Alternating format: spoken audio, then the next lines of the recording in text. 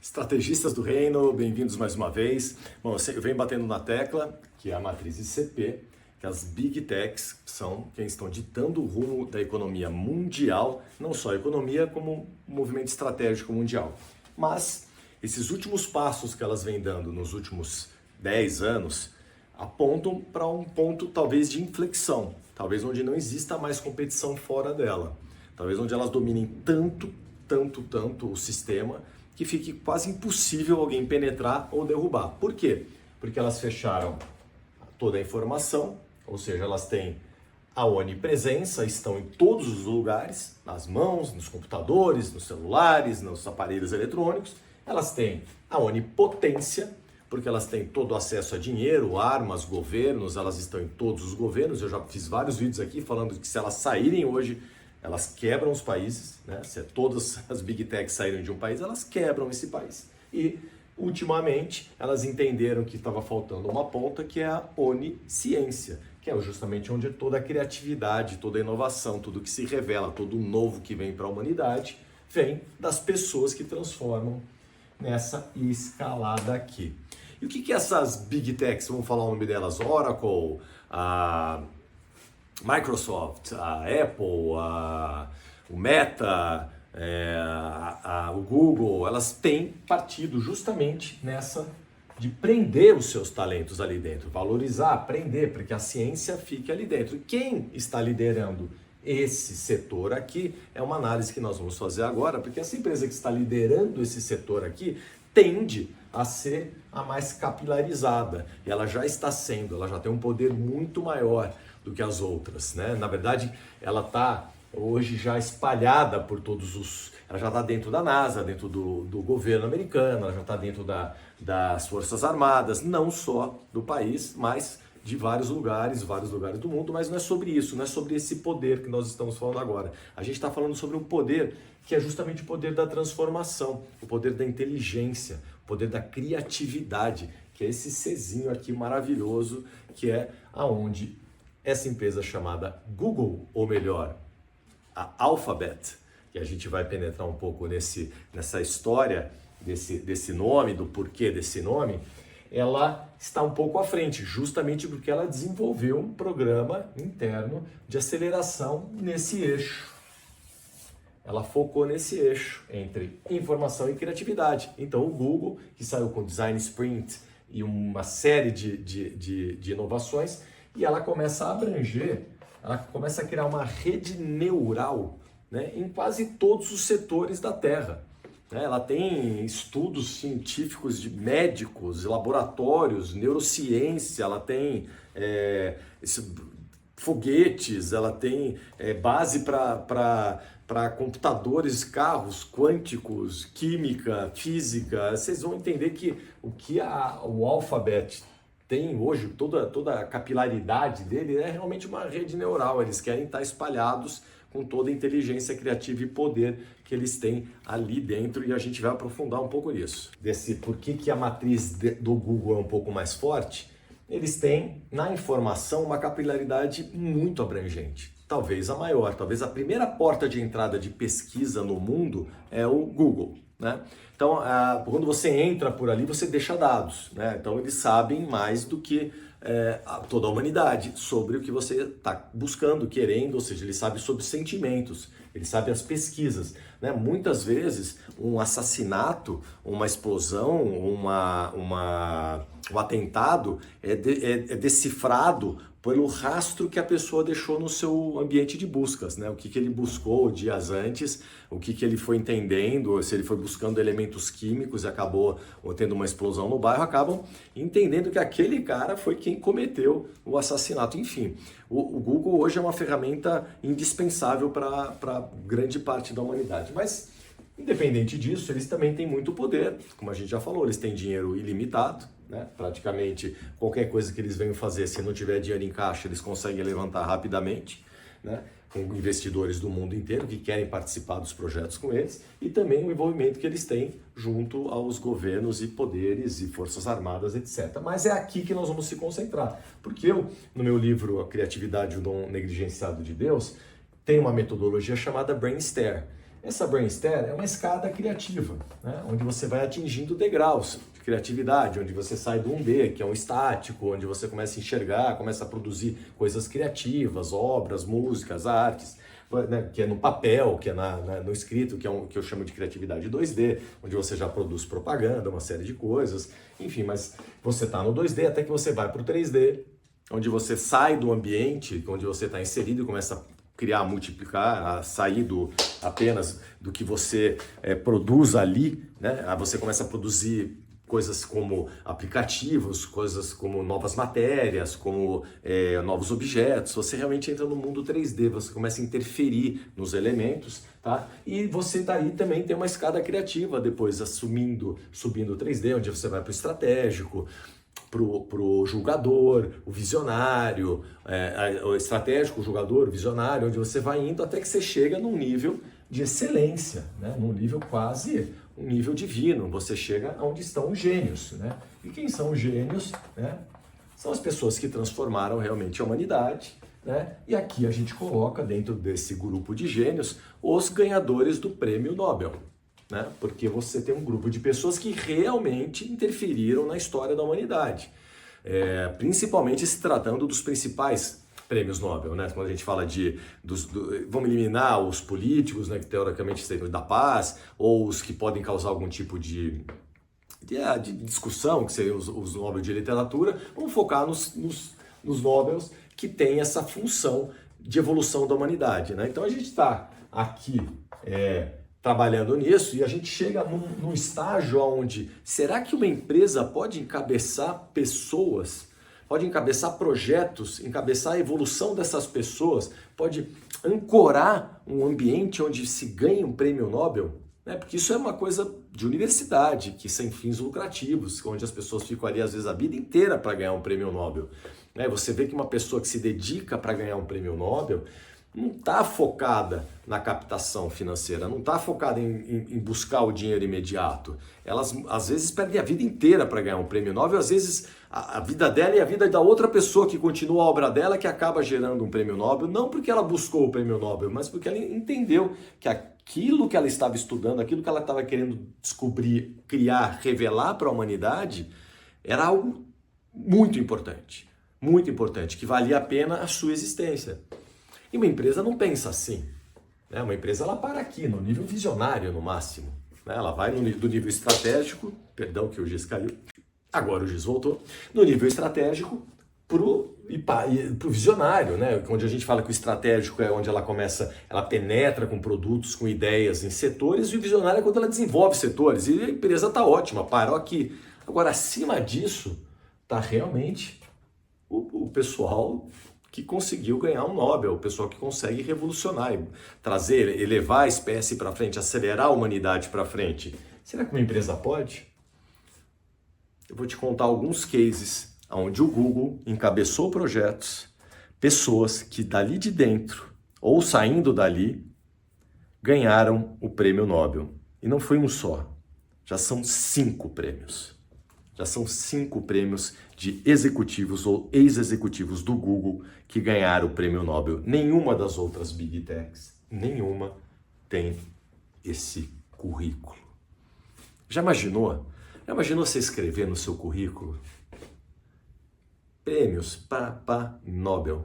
Nobel de Química, Nobel de Física, Nobel de Economia. Já imaginou você ter isso no seu currículo? Já imaginou o poder que uma empresa que tem, uma mente que tem um prêmio Nobel, o poder que tem uma empresa que tem toda a informação do mundo, que tem todo o poder do mundo, que tem toda a ciência do mundo, né? As cabeças que ganham o prêmio Nobel têm? Esse é o Google, tá? Então, eu vou contar a história agora do Michael Devoret, né? Cientista-chefe de hardware do Google Quantum AI. Ele ainda é funcionário ativo, ainda está lá, ele ainda é o cientista-chefe. Ele ganhou o Prêmio Nobel de Física de 2025. Simplesmente ele descobriu o túnel quântico macroscópico e quantização de energia em circuitos elétricos essencial para a computação quântica. É algo tão quantificado que eu não consigo nem falar, tá? Mas entendendo que a computação quântica é o salto quântico da humanidade na era da computação, onde cálculos serão feitos numa velocidade que hoje os computadores mais rápidos do mundo levariam 1000 anos para fazer. Então, esse físico, essa descoberta física, coloca o Google na supremacia da criação da humanidade. E não só ele, recentemente, todas as bases de inteligências artificiais, as redes neurais por trás que foram feitas, né, que justamente para que as IAs possam operar, tudo isso que tem por trás das inteligências artificiais, o Googler Geoffrey Hinton foi outro ganhador do Nobel de Física em 2023. Tá? Tem o CEO do Google, do DeepMind, Demis Hassabis, que em conjunto com John Dupper desenvolveram no AlphaFold a IA que prevê a estrutura das proteínas. O que eles deram também o Nobel de Química. Vocês estão entendendo as áreas, as vertentes, a quantidade de empresas que o Google tem, né? É algo inimaginável. Ainda tem o John Martins, que é ex-líder de hardware do Google Quantum AI, que saiu em 2020. Eles tinham um Nobel lá dentro, né, e saiu em 2020. É o estado da arte das mídias humanas. É uma integração de dados, poder da humanidade jamais vista. Jamais vista. Né? Nunca tanto poder, nunca tanta inteligência, tanto poder esteve na mão de uma empresa. Nunca. Agora, o que isso tem a ver com você? Além de você usar o Google todo dia, o que isso tem a ver com você? O que isso tem a ver com a sua empresa? Como é que você, né, faz o download disso para a sua operação? De novo, a matriz ela serve para qualquer tamanho de operação. Independente se você tem o tamanho do Google ou é uma empresa única, você também tem que primar primeiro pela informação. Primeiro pela informação, não pelo poder. E o erro de toda a construção de empresa pequena é começar pelo poder. Não é porque você pode, porque você tem algo, porque você herdou algo, porque você comprou algo, que você tem que começar pelo poder financeiro ou até mesmo o poder que lhe foi te outorgado. Você sempre tem que começar pela informação. É o vértice inicial. Você tem que entender o setor que você está inserido o máximo possível. E o que você pode fazer na sua empresa são pesquisas mais avançadas. Eu já falei que as pesquisas iniciais são sempre aquelas com os consumidores, com quem já compra o seu produto, com quem está entendendo a sua lojinha, o seu comércio. Fala com ele, ouve ele. Às vezes você tem uma informação de ouro, mesmo que você venda bala no Farol. Entenda se aquela pessoa que está comprando bala no Farol, se ela passa ali todo dia, qual horário que ela passa, qual a bala que ela prefere. Uma informaçãozinha micro faz você às vezes aumentar 200, 300, 400% o faturamento, entendendo o que seu cliente realmente precisa. Muitas empresas nascem da observação. Recentemente eu fui num congresso de inovações, onde uma empresa partiu de um marido que ficava vendo a mulher atender as clientes, a mulher era cabeleireira, e ele ficava vendo atender as clientes e ele olhava a agenda e via que a agenda não batia com a realidade. Não batia, ele olhava, via que a agenda não batia com a realidade, olhava a agenda da mulher, não, mas o que está acontecendo? Ele falou assim, nenhuma mulher vem no horário, as mulheres chegam como querem, são atendidas. E é por isso que o seu salão vive cheio. Então vamos criar uma rede de salões de beleza, onde não tem a hora marcada, onde sempre vai ter alguém disponível para você. E hoje, eu acho que ele já tem quase 30 ou 40 franquias dessa sua rede e só cresce, porque observou, que ele entendeu o setor. É isso que a informação faz. Mas agora vocês vão começar a dar um passo também na linha criativa. Não é só entender, é o que eu faço com essa informação que é o mais importante. Essa é a chave da questão, esse é o salto quântico, o que pode tirar você de uma lojinha para uma macro loja, para uma loja de muito sucesso, para uma loja que revolucionou o setor, para uma loja que criou um setor, para uma pessoa que revolucionou um país e revolucionou a humanidade. E é isso que eles buscam no Google. A escalada de uma startup é medida assim. Ela não é medida pela ideia simples. Essa ideia ela é replicável, escalável, multiplicável. Essa é uma ideia que ela é realmente inovadora. Ótimo, que maravilha. Ela é replicável, escalável, multiplicável? Ela rompe barreiras, ela rompe fronteiras. Aí você começa a ter o seu valuation, que é o valor que dão pela sua empresa, vezes 1, 2, 10, 3, até 100, até 1000. Até 1000, dependendo do que você trouxe de inovação. Tem empresa listada na bolsa de tecnologia que já tem um upside de que ela vai demorar 500, 400, 500 anos do lucro atual dela. Às vezes ela dá prejuízo e mesmo assim tem gente investindo nela. Porque ela tem justamente o escalável, o multiplicável, é uma ideia inovadora, é uma demanda que realmente existe e eu sou escalável, multiplicável. Então invistam na criatividade e tem muita ferramenta para você se tornar mais criativo. Não deixem a sua criatividade, você achar que a criatividade é a primeira ideia. A primeira ideia é sempre a pior ideia. Não porque no final ela seja realmente a pior ideia, mas porque você se acomodar nela, se você se fechar nessa primeira ideia, se você não deixar os seus neurônios criarem novas conexões, você está matando o criativo que tem dentro de você. Então essa primeira ideia ela é ruim para você, para sua mente, para sua evolução. Mesmo que ela seja uma ótima ideia. Mas você só vai saber que ela é uma ótima ideia depois de você ter 300 ideias. Você tem que ter as 300 ideias sobre o mesmo assunto. Porque seu cérebro expandiu. Porque você criou uma série de outras alternativas. Porque durante o processo de você implantar aquela primeira ideia que você acabou validando, e você justamente validou, porque você teve agora tantas ideias que você consegue ver de pontos de vista diferentes, consegue enxergar consumidores diferentes, consegue valorizar aquela sua primeira ideia. Então é muito importante. E como eu faço para ter 300 ideias? Eu nunca tive ideia. Isso é um processo.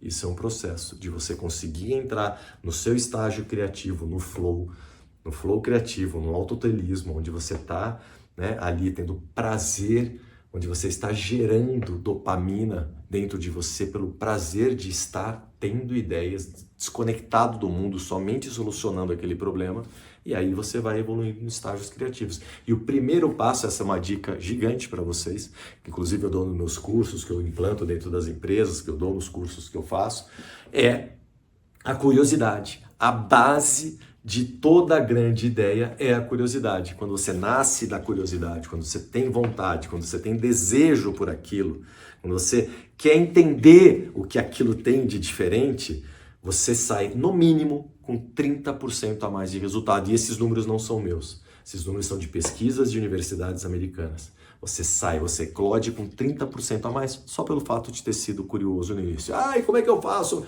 para fazer uma equipe curiosa? É muito simples, muito fácil. Tá? Você tem N metodologias de PNL, de treinamentos onde você faz as pessoas serem mais curiosas pelo assunto que você quiser. E por falar em curiosidade, eu fui dar uma pesquisa. Por que o Google mudou para Alphabet, né?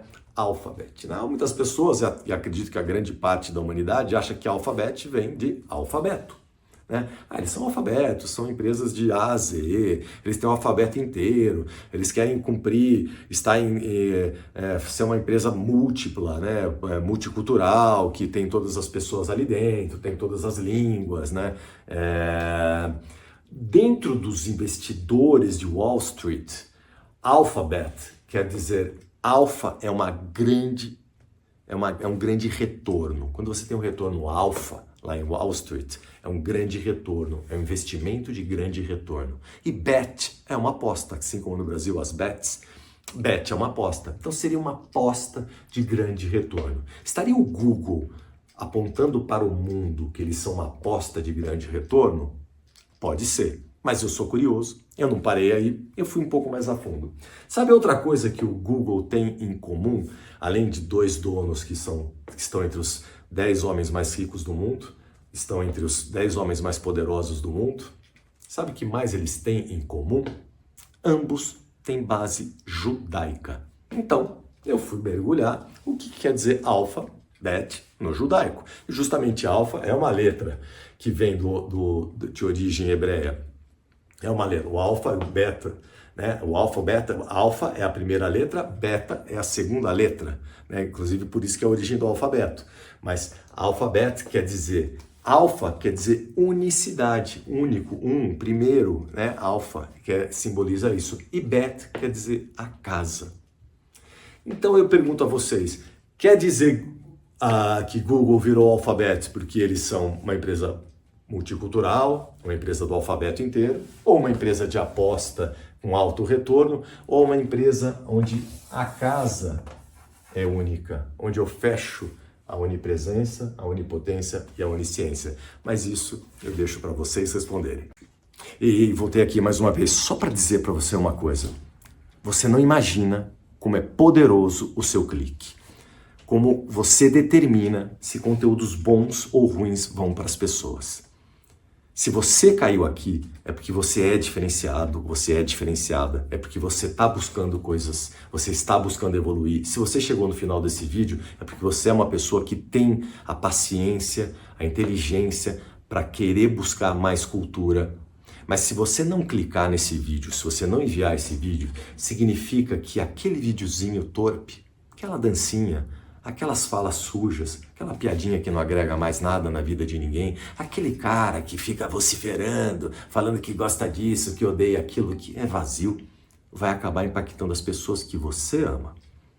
Porque aquele videozinho tem muita gente clicando. Então não deixe passar os vídeos bons por você. É uma maneira de você também estar produzindo cultura.